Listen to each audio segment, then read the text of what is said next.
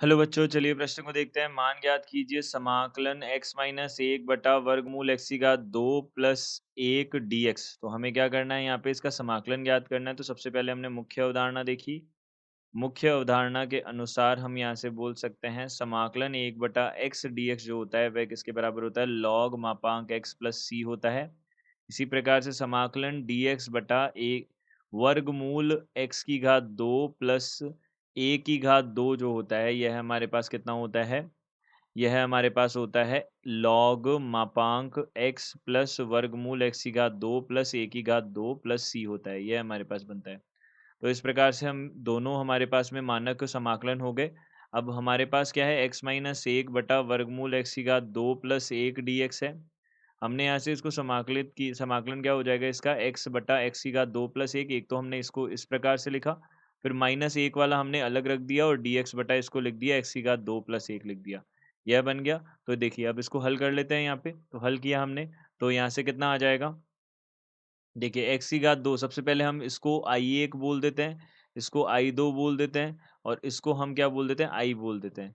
तो यहाँ से हमने बोला आई बराबर कितना आ गया, आई एक माइनस आई दो आ गया। तो अब देखिए आई एक का हम समाकलन पहले अलग से कर लेते हैं। तो यहाँ पे एक्स बटा वर्गमूल एक्स की घात दो प्लस एक डी एक्स है हमारे पास में। तो इसका समाकलन करने के लिए हमने क्या किया, एक्स की घात दो प्लस एक को हमने टी माना, यह हमने मान लिया। तो यहाँ से हमने क्या बोला, दो एक्स डी एक्स बराबर कितना आ जाएगा, डी टी आ जाएगा, ये आ जाएगा। अब देखिए हमको, हमारे पास यहाँ पे x dx बराबर कितना आ जाएगा, dt बटा दो आ जाएगा, ये हमने बोल दिया।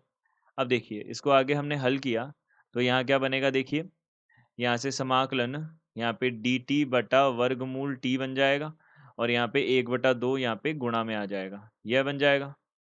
यह बन गया हमारे पास आई एक आ गया, यह आ गया हमारे पास आई एक। तो आई एक बराबर एक बटा दो। अब इसको हम लिख सकते हैं समाकलन टी की घात माइनस एक बटा दो डी टी लिख सकते हैं। और हमें पता है एक सूत्र होता है हमारे पास में, समाकलन एक्स की घात एन डी एक्स जो है वह किसके बराबर होता है, एक्स की घात एन प्लस एक बटा एन प्लस एक और प्लस सी होता है, यह हमने लिखा। तो आई एक बराबर कितना आ जाएगा, एक बटा दो टी की घात, यहाँ पे माइनस एक बटा दो प्लस एक और यहाँ से हो जाएगा माइनस एक बटा दो प्लस एक और यहाँ से कितना हो जाएगा, प्लस सी हो जाएगा। तो यहाँ से आई एक बराबर कितना आ गया, एक बटा दो। अब यहाँ से नीचे भी एक बटा दो बनेगा, ये कट जाएगा, यहाँ पे कितना आ जाएगा, टी की घात, यहाँ से हम बोल सकते हैं टी की घात प्लस एक बटा दो यानी कि वर्गमूल टी आ जाएगा। तो आई एक बराबर देखिए यहाँ से हमारे पास कितना हो जाएगा, हमने टी माना था एक्स की घात दो प्लस एक को, तो यहाँ पे हो जाएगा वर्गमूल एक्स की घात दो प्लस एक और यहाँ से प्लस सी हो जाएगा, यह बन गया आई एक। यहाँ पे सी एक बोल देते हैं इसको, इसको हम सी एक बोल देते हैं।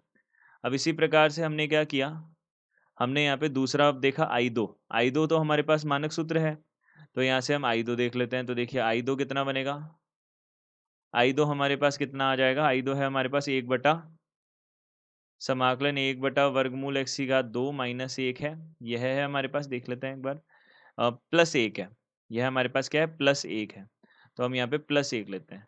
तो यहाँ से कितना बन जाएगा, देखिए आई दो बराबर कितना हो जाएगा, हमने सूत्र लगाया तो लॉग यहाँ से कितना होता है एक्स, देखिए लॉग यहाँ से कितना होगा एक्स, एक्स प्लस वर्गमूल एक्स की घात दो प्लस ये प्लस सी दो हो जाएगा यहाँ से। अब देखिए अब आई का मान हमको ज्ञात करना है। तो आई का मान हमारे पास क्या हो जाएगा, देखिए आई बराबर आई एक माइनस आई दो है। तो आई एक हमारे पास कितना आया, आई एक हमारे पास आया वर्गमूल एक्स की घात दो प्लस एक और प्लस सी एक आया माइनस आई दो जो है वह कितना आ गया, लॉग एक्स प्लस वर्गमूल एक्स की घात दो प्लस एक और प्लस सी दो आ गया। अब देखिए यहाँ से माइनस का बन जाएगा ये भी। तो यहाँ से हमने बोल दिया, यहाँ पे जो समाकलन बनेगा वह क्या बनेगा, वर्गमूल एक्स की घात दो प्लस एक माइनस लॉग यहाँ पे एक्स प्लस वर्गमूल एक्स की घात दो प्लस एक और प्लस यहाँ से कितना बन जाएगा, सी एक माइनस सी दो को हमने सी बोल दिया, यह बोल दिया, यह हमारे पास उत्तर हो जाएगा इसका। तो दिए गए प्रश्न का उत्तर यह है। आशा करते हैं आपको समझ आया होगा। धन्यवाद।